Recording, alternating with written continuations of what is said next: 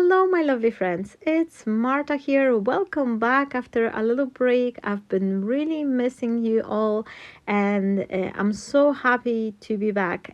My friends, I am slowly trying to get organized for us moving back home, which some of you may know it will happen in autumn time. I'm on the process of downsizing my craft room and doing the serious distash because I have the limited space and only limited supplies I can take with me back home. So I'm trying to make this choice, which is sometimes heartbreaking because I love my crafty supplies, and it's hard to sometimes say bye-bye to the things we love. But on the other hand, I'm super excited. I cannot wait to move back home to be closer to my family. So that's what keeps me motivated and keeps me going.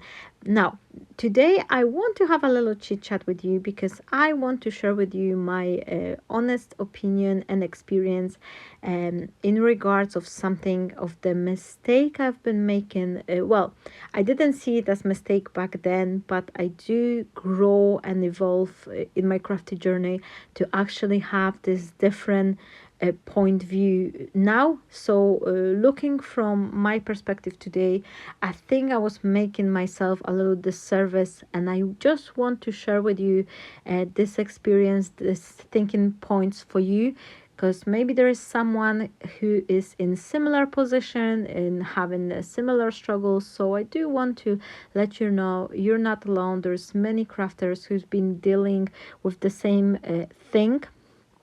And I want to share with you my view and my perspective from my experience, which I'm having now. Now, my friends, as you noticed at the beginning, I was sharing with you these papers, and I have tons of papers which are very outdated, which back then when I received them, I wasn't playing with them as much. I wasn't using them as much because well, before I start, uh, when I start my crafting, I had very limited supplies. I had so many things that I could probably squeeze them all in one drawer, maybe two maximum. And then unbelievable thing happened in my life when basically overnight I went from not having much to have basically everything. However, one thing hasn't changed. Although I now have everything, I still kept my same mentality when I had with my limited supplies. I always try to save every single strip of the paper, every cutout scrap piece. I was like, oh, I can still squeeze out of it. I could still stamp some sentiment. I could still do something with it. So when I had tons of supplies, I was still hoarding those pieces. I was still keeping those bits. And this, in my honest opinion, while I'm going now through this huge amounts of the stuff which I have now, I feel like this was a huge disservice to me and to my own craft supplies.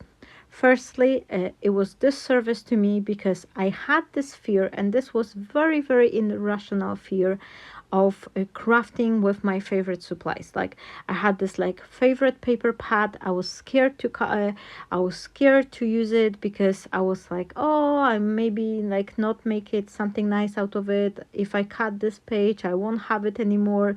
Like I was just making up the silly excuses which were preventing me from crafting with my favorite supplies. On the other hand, I had the papers which I still like them, but I wasn't very in love with them. So I wasn't playing with them much, and I was keeping them on another day. As a crafter, I can tell you there is no such a thing as no spending. Like even if we make the challenges like, oh, 1 month no spending or a week or so, after the time there will be time where you see something in a store on a promotion or super extra new launch, you just want to have it. So naturally you're gonna receive some more, like you're gonna be bringing more crafty you know, elements to your home, and also you're gonna receive some, maybe like due to your work, like from my own experience, like once you start doing some collaboration, design team, I don't know, magazine contribution, I do receive lots of the crafting material this way, and naturally I am more drawn to craft with those newer papers. So those old pieces which were left behind, they're just sitting sadly on the bottom of the cabinet, and they just sat. And I did myself the service, because what I did is that instead of selling them, instead of passing them to someone who would love them, who would play with them, I just kept them. Not only I didn't use it, my friend or someone else didn't use it, I didn't sold them. And even though, if you think about that, if you've got the paper you are scared to cut because it's so pretty, you just don't want to lose it, if you would sell some supplies you are not using, you're not so much in love with, you would be able to repurchase the same paper pad which you're so much in love with. Would it not make it life easier? Another thing which I was telling you is that I've made the service to the supplies itself, because they've become outdated, and yes, of course, I can still pass them, I can still give them away or sell them, but their value is way less than what it was like 7 years ago. So by hoarding, you're not only disservicing yourself, but you're also disservicing your supplies. And this fear from not using your favorite bits, it's irrational, because if you will get rid of the stuff which you've been not using, you'll be able to purchase the things you really, really love. And playing, and I know from the perspective of me now, like evolving in my crafty journey, I make the most beautiful projects where I play with the things I truly, truly love. So I am no longer in this fear that, oh, it's something super pretty, I'm scared of using it. No, this is the thing, this is the first thing I want to use. If I've got a new paper pad, first page I'm using, this is the page which I love the most, because I know and I learned myself that keeping it, it's not gonna making it better, it's just gonna make it outdated at some point, because all the technology, all the progress we have, everything is evolving. The graphics are better, the resolution is better, that, you know, the things are getting better. So please don't do the same mistake as I did. Don't hoard on your things, because it's not gonna make you any good. Also, another thing which I can see now, like my craft room has overgrown. Like many years ago I should probably downsize, but for some reason I wasn't ready mentally to do it, which I am doing now. And I can see myself that I waste so much time like looking for the things, going over those endless mountains of the products. Like it would be so much easier to be way more organized, to have a quick access to the things I really love, rather than me trying to dig through the tons of the papers. So this is a little like point I just want to put your attention at, because maybe there is someone who actually needs to hear it. You've been in similar position, you have the same fears of using your favorite supplies, or you've been hoarding. Please, my friend, if you have, just look around in your craft room and give yourself this honest like inner thinking for a minute. Like, am I disservicing myself by hoarding all the supplies I'm not using it? What could I gain by keeping them? But also, what could I gain by swapping them, selling them, or exchanging them for the products which I would really, really love and wanted to play with? I just wanted to share this thought, because I honestly, I am close to the mental breakdown as I'm trying to work through those tons of materials which have been gathered by so many years. And I thought this is what I want to share with you. I hope you don't mind me having this little chit chat. But as I've mentioned at the beginning, I always try to share not only the content, giving you the card ideas, but I'm also sharing some thinking process, some other thoughts or other bits about being the crafter, because this is important. We are here as a community and we should support ourselves, not only by giving ideas but also giving the inside look about the important things in our crafty journey, because this could be a huge help for someone else. So I hope you enjoyed this little chit chat, and now let me just talk you a little bit about the card, which is almost done, but it was nothing difficult here. I only cut out the elements and try to arrange them into the nice composition.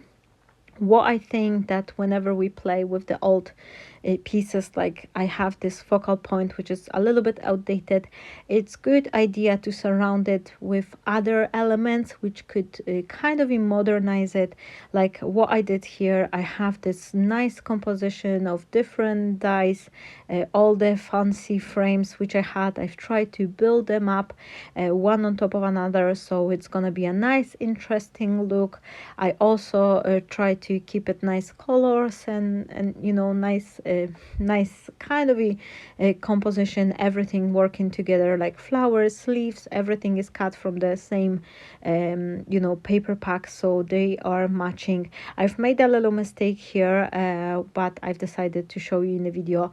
Firstly, I wanted to use the ribbon. I couldn't find the 3mm one, which I actually wanted to use in the first place, so I end up using this 1cm white ribbon, which is way too much, and you will see it in a second. And not only it's way too much, I also create a double bow, which I think the single one would be looking better for this example.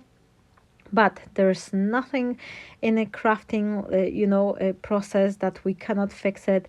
So because I wasn't happy, I just cut it out and replace it with the string, which is way more delicate, and I think it's just matching here much nicer. So that will be my card for today. I hope you enjoy it, and if you do, please don't forget to say hi, to leave me a comment. Let me know in a comment as well if you went through the similar thing, if you've been hoarding, or you keep your room organized and you've been just having the things which you want to play with. Let me know what's your view on this subject as well. I love reading your comments, so I always appreciating every single one of you. And of course, if you will decide to share the video, click a share button or click the subscription notification bell. That is a huge help for me as a creator, because that's really helped my YouTube channel to grow. I'll be coming back shortly with another video, and in meantime, I just want to wish you all a fabulous day. And also I'm planning to have a new live classes. I think I had long enough break, and I get my voice a proper resting time to be ready to jump back to the live classes. So I'm thinking about the Friday. I actually made a change. I haven't told you that before, my friends, but I've made a change in my work.